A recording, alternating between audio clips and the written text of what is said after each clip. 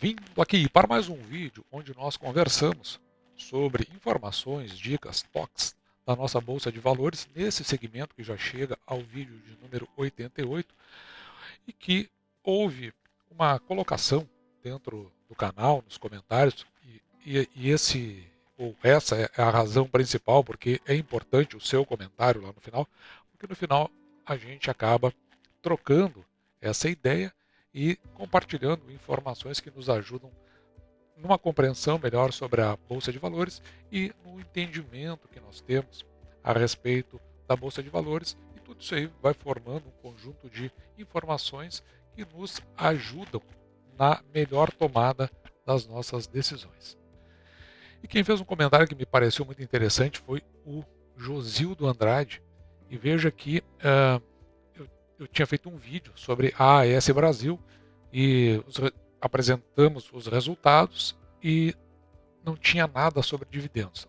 Muito pelo contrário, a companhia disse que ela esperaria o final do ano para que ela pudesse vir a pagar os dividendos, uma vez que ela tem como disposição estatutária o pagamento semestral e, como a gente viu, no final vai acabar no anual. E daí ele coloca o seguinte: vamos aguardar, né? Então, é a paciência aqui com relação ao que a AES Brasil tem para nos oferecer, o foco no longo prazo. E aí ele diz assim: ó, temos o Barsi, o senhor Luiz Barsi Filho, que é o maior investidor pessoa física da Bolsa de Valores, né, para nos ajudar nos dividendos, uma vez que ele adquiriu participação relevante na companhia de 5%. Mas o que eu queria dividir com vocês aqui é o que está por trás da ideia do Sr. Barsi quando ele faz uma participação relevante numa companhia e que é o mesmo entendimento que eu tenho, que é esse que eu quero compartilhar com vocês. Porque eu acho que aí é que está, talvez, o que se tem de mais significativo em comprar ações dessas empresas e que a gente quer que essas empresas nos paguem proventos.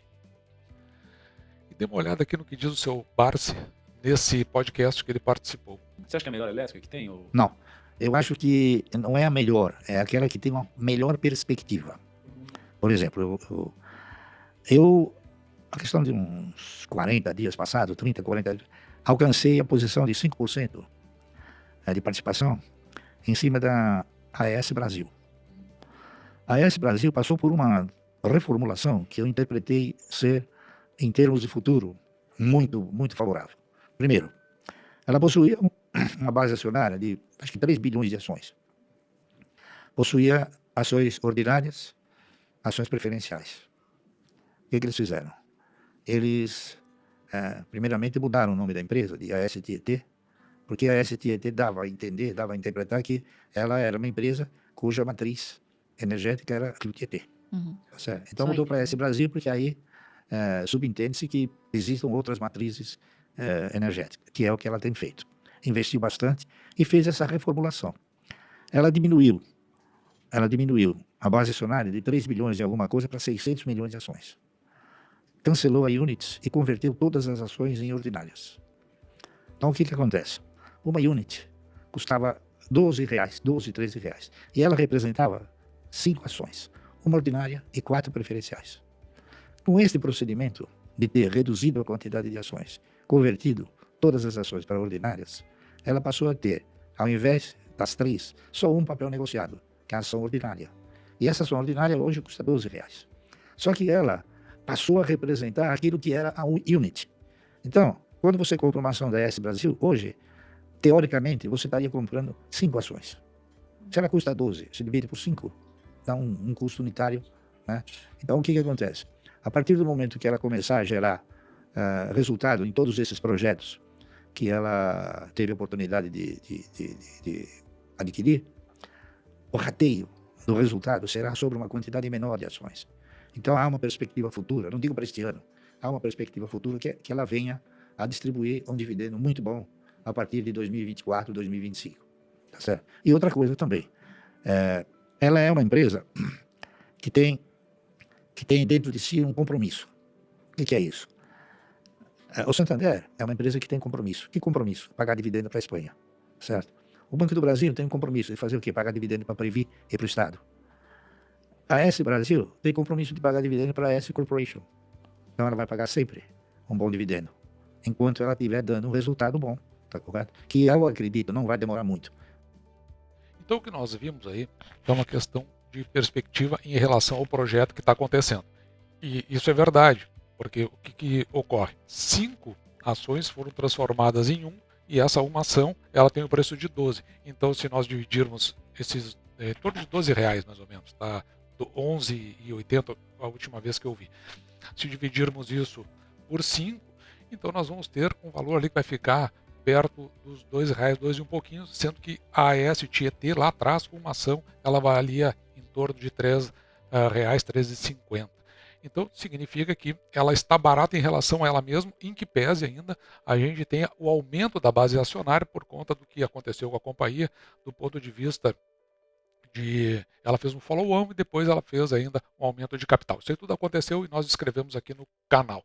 Mas a questão de se tornar um acionista relevante na companhia não passa exatamente pelo fato de receber esses dividendos que ele está projetando a partir do segundo ano, que é mais ou menos o que a gente acabou projetando aqui no canal. O interessante de ter uma participação acionária relevante está nisso que ele vai dizer agora, que é exatamente a forma que eu, pelo menos, tenho como pensamento por trás de adquirir ações dessas empresas que são extremamente resilientes, desses setores que interessam para nós. Pensando em perpetuidade de gerações, assim, né? Eu fico muito curioso em relação a você, Luiz, aqui, né? Assim, se você pudesse escolher, né? Assim, quais são 3 virtudes que você gostaria de passar para a sua próxima geração e 3 habilidades que você gostaria que a sua próxima geração tivesse também, de alguma forma? Uma das coisas que eu sempre procurei desenvolver e falar é o seguinte, é que todos devessem caminhar juntos, tá certo?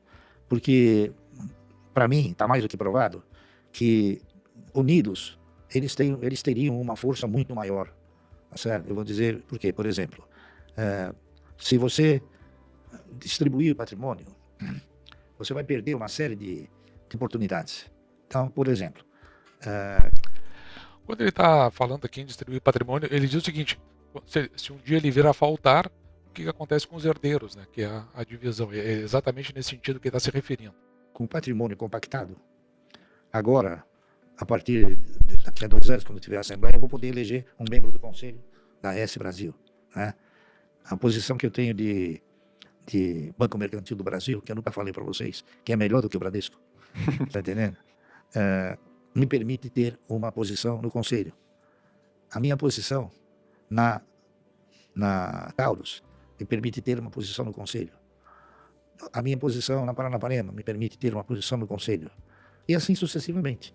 Então, é uma coisa que eu estou tentando mostrar para eles. E quem estão são eles. A minha posição da Unipar me permite 2 membros do Conselho, não é isso? 2 não, 3, né? Na Unipar 2. Não, 2 Conselho de Administração e pelo menos 1 Conselho Fiscal. Sim. São 3. Então veja que se, no caso de uma herança e essa divisão, se perde a participação relevante e aí se deixa de ocupar essas posições, porque tem um motivo por trás de participar dos conselhos das companhias, que é o que ele vai explicar agora. Então, isso são o quê? São já empregos, né? Posições que o camarada se beneficia. Mas ele se beneficia por quê? Por causa da compactação, tá certo? Eu tenho, por exemplo, meu filho, ele pertence ao Conselho Fiscal do Banco Mercantil e ao Conselho de Administração da Taurus. Tem um outro genro, que ele está no Conselho de Administração da Sabesp, que eu tinha uma posição boa de Sabesp, e na Paranapanema. Na Eternit também. Como? Na Eternit também. E na Eternit, né? Ela tem presença no Conselho da Eternit, já teve na Clabin. Não, na Clabin. Na Clabin também. Ainda tem. Ela já teve na AES Brasil, que era a STT, né? Já teve no Santander, que eu também tenho uma posição razoável, e assim sucessivamente. Então, o que eu estou tentando mostrar para eles é o seguinte: essa posição compactada, ela tem um valor muito mais significativo do que se ela for desmembrada. Por quê? Porque ela pode contemplar a pessoa a ter uma posição remunerada, não é isso? Que é uma posição bastante eficiente, não é isso? Que não atrapalharia o cidadão de trabalhar. Teria um ganho extra, né? Entendeu? Então, o que tem ali por trás é que ele trabalha por essa participação nos conselhos. Essas participações em conselhos, elas são remuneradas e elas acontecem uma vez por mês, ou seja, se tem uma remuneração extra, além do trabalho que a própria pessoa realiza. E você consegue colocar nessas linhas, da forma como ele diz aí, com participação relevante, mantendo, evidentemente, essa união, essas pessoas com trabalhos e com influência dentro das empresas, aquelas que nós acabamos por escolher. E trazendo um exemplo prático do que eu estava me referindo, veja lá no site de relações com investidores da AS Brasil, você vai encontrar esse documento que é a política de indicação e de remuneração dos administradores da AS Brasil. Só para ficarmos na empresa que nós estamos tratando aqui desde o início. Vamos dar uma olhada aqui o que tem de informações. Esse documento ele vai mostrar como é feita a indicação. Então, essa aqui no caso é a composição, indicação do Conselho de Administração. E aqui, o que eu trago de informação interessante é que o Conselho de Administração ele vai ter entre 5, no mínimo, membros e 11 membros no máximo, com esses mandatos de unificação de 2 anos, com direito à reeleição. Então, se a pessoa ela é indicada, supondo que ela vá para uma Assembleia Geral Ordinária ou Extraordinária, e lá é feita a escolha, podendo só nesses indicados aí fazer uma composição de conselho entre 5 e 11 pessoas. Tem uma informação aqui interessante, eu acabei não tocando nisso. O ente maior da empresa, dessas de capital aberto, é a Assembleia Geral. Depois nós temos a composição que é feita pela diretoria, pelo Conselho de Administração, a diretoria executiva, o Conselho Fiscal e, eventualmente, comitês específicos. No caso da AS Brasil, aqui tem todo o processo, né, de como é feita essa indicação desses administradores, que ele pode ser indicado tanto por acionistas quanto por qualquer outro administrador. Então qualquer um pode fazer a indicação desde que tenha ações ou faça parte da administração da companhia. Qualquer acionista pode fazer a indicação para fazer a composição tanto da diretoria executiva, do conselho administrativo, do conselho fiscal ou dos membros que farão parte dos comitês que a companhia coloca. Esses comitês aqui é o que eu estava me referindo. Aqui no caso aqui são comitês de assessoramento. Além disso, dentro desse mesmo documento, veja aqui, é estabelecido que os membros do Conselho de Administração, dos comitês e do Conselho Fiscal, se houver, no caso da AS Brasil, eles terão aqui remuneração fixa, ao passo que os integrantes da diretoria executiva, eles podem ter direito à remuneração variável de acordo com as metas, além de outros benefícios. Mas aqui eu estou me referindo aos membros do Conselho de Administração, que é onde a gente tem o interesse para ligar com aquela participação que o seu Barsi estava fazendo. Inclusive tem uma descrição aqui dentro do documento do que é a remuneração fixa e como ela como se faz jus a ela, como é que se faz para receber essa remuneração. E veja que nas assembleias teve 2, né, ordinária e extraordinária. Elas foram realizadas aqui no dia 27 de abril desse ano, de 2023. E é curioso aqui, porque nessa assembleia ordinária, que às vezes os acionistas eles não participam, mas você vai dar uma olhada aqui que tem a chamada ordem do dia. E na ordem do dia, na Assembleia Geral Ordinária, note que no item número 6, a ideia é a eleição dos membros do Conselho de Administração da companhia. E aqui, no item número 10, que é sobre o qual nós vamos debater, ele vai fixar a remuneração global e anual de quem? Dos administradores e dos membros do Conselho Fiscal e do Conselho de Assessoramento. Ou seja, quando fala em administrador, está se referindo à diretoria executiva e o Conselho de Administração. Então, nesse item 10, que é o que nós queremos ver, nós vamos saber como é que é a remuneração global, né? Porque depois tem que fazer a especificação, uma vez que naquele documento que eu falei anteriormente, os conselheiros, eles não têm a mesma remuneração. Veja, isso é um fator importante. Eles não têm a mesma remuneração. Vai depender da qualificação, do número de participação, de quantas vezes eles são requisitados pela companhia. Então, como não é a mesma, a gente vai tentar estabelecer aqui uma média e para saber só entrando lá detalhadamente nos balanços.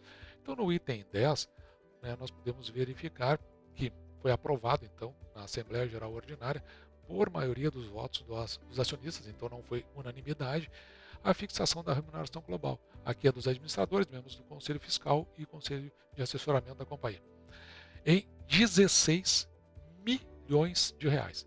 Isso aqui, que remuneração é essa? Veja, esse é o valor anual de todos. Então, é separado dentro do orçamento 16 milhões para o pagamento dessas pessoas. E aí nós podemos verificar o que isso significa. Vou fazer uma conta aqui de padeiro. Então, vamos considerar 16 milhões. E vamos supor, a gente viu ali pelo número das pessoas, que entre todos eles fechem em 20, que eu acho que é um número ajustado. Se nós dividirmos isso por 20, então, teoricamente, não é, eu já vou explicar isso direitinho daqui a pouco, mas veja, é como se tivesse 800 mil por pessoa anual. Se nós dividirmos isso por 12, então é como se tivéssemos uma remuneração mensal média de 66 mil reais. Então, veja o interessante que é a ingressar no conselho de administração de uma companhia. Evidentemente que não são esses valores aí, porque o CEO da companhia ele vai ter uma remuneração bem maior. Depois, os integrantes da diretoria executiva que estão lá todos os dias vão ter uma remuneração também destacada. Depois, o conselho fiscal e, por fim, o conselho de administração. Normalmente, para a gente fechar, esses conselhos eles têm uma reunião mensal, por isso que o seu Barsi fala que é como se fosse um complemento da renda que a pessoa tem, uma reunião mensal, e as remunerações, pelo que eu tenho visto, ficando aí entre 10 e 20 mil. Quando a gente está falando de estatais, como é o caso do Banrisul, que faz parte da carteira do canal, hoje um integrante do Conselho de Administração, mas aí você precisa entender que ele está vinculado a um partido político e parte disso reverte para o partido político. No Banrisul, hoje, está em torno de um pouco mais de 70 mil reais e o presidente da companhia em torno de 120 mil reais. Tentando mostrar aí para você a importância, às vezes, de ter uma participação significativa nas companhias e dessa participação significativa ingressar no conselho ou indicar pessoas para o conselho, pessoas da nossa confiança, ter a informação mais ajustada da parte interna da companhia e também ter uma remuneração extra, que até é bastante significativa. Então, dito isso, espero você tenha gostado, que eu vou ficando por aqui, me despeço de você e deixo, como sempre, o meu grande abraço!